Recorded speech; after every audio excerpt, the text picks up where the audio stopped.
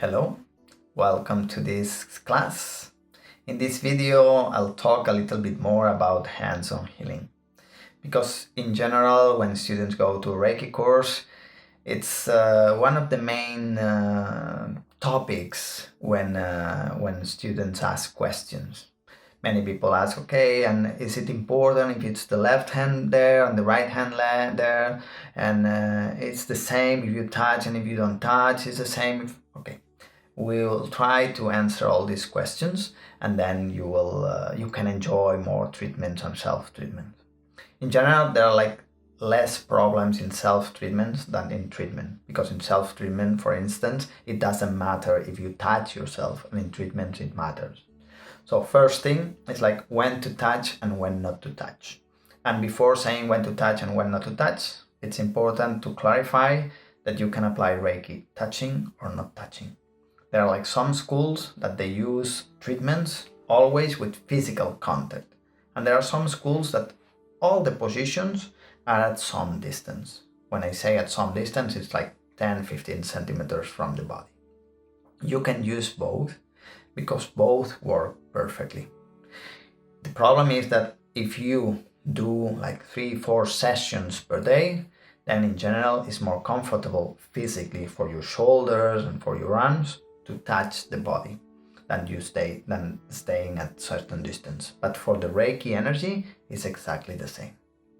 However, when you decide, for example, I touch when I perform Reiki sessions, and you will see in the videos, or when we do self-treatment, I always touch. But we don't touch all the parts of the body of someone else. Because we don't want the person to feel uncomfortable, and we want them to know it before the session.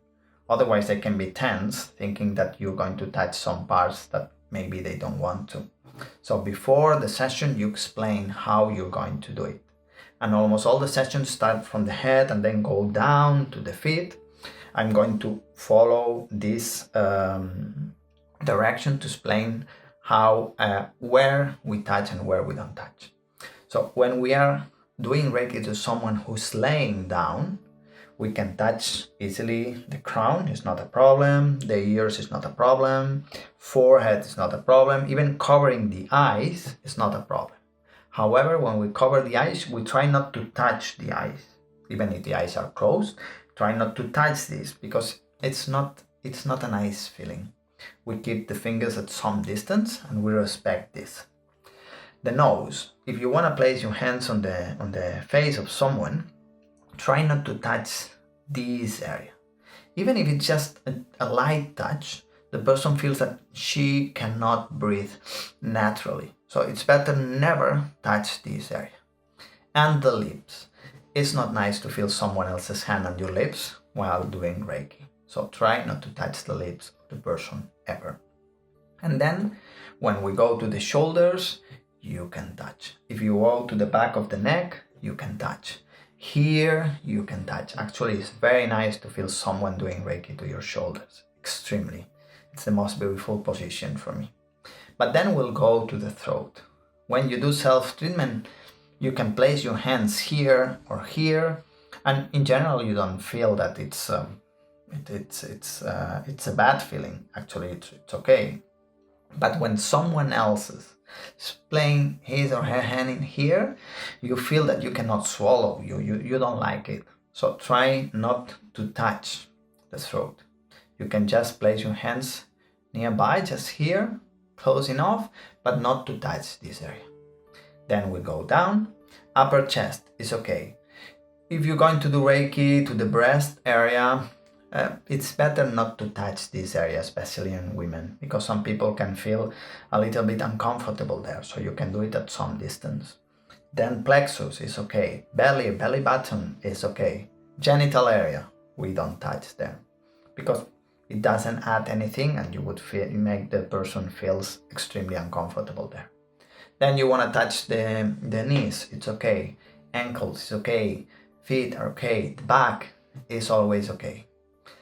However, you should ask first if the person wants to be touched, Because some person, because past experiences or traumas, they don't feel comfortable with the physical contact. There are not so many people, but they exist. So as you know that you can do Reiki at some distance, it's better to do it in these cases at some distance. Second important thing, your hands have to be clean. You wash them carefully before a session and after the session. Imagine when you place your hands here on someone else that your hands smell Mandarin. It's not nice. It's not a nice feeling to have smelly hands around. So please wash your hands carefully before any single session. And when you finish, you also wash your hands. It will help you to disconnect, but wash them. So, also very important. And we will stay in between 3, 4, 5, 10 minutes in each position. And that's, in my experience, the biggest concern of new students. How do I know when to change my hands? Because teachers usually answer, you will feel it. But that doesn't make you a feeling of understanding. But I promise you will feel it. There are some music that every 3 minutes there's a bell. And this bell helps you to know that it's time to change. In general, I do not recommend to do that. Because you will see that when you place your hands, sometimes the energy flows, even if you don't understand this concept of the energy flows, but you will feel extremely comfortable in one position. You feel right. This is the key, to feel right. And then you will hear the bell and you will think, oh, I have to change. But you will feel that it's not right to change. But of course, as you're a good student, you will change because the bell rang. But no, trust your hands better. So if you really don't know it, then use the bell. And also there are like many applications that you can put 3 minutes, 4 minutes, 5 minutes, and after 3, 4, 5 minutes, you can change your hands. There's a bell and you change your hands. However, if you can, just try to listen your hands. You place them, and when you feel it's the right moment to change, just change them. And when you change them, you change first one hand and then the other one. Why we do that? Because then there's always at least one hand on the body. And there's a feeling of continued flow of the energy. If you cannot and you have to change both hands at the same time, it's okay. But if you can, try to change always one hand and then the other one. And try to make the movements gentle. It's like, don't be aggressive on the change. Just change them very gently. Place them on the body, breathe, and then change the other one.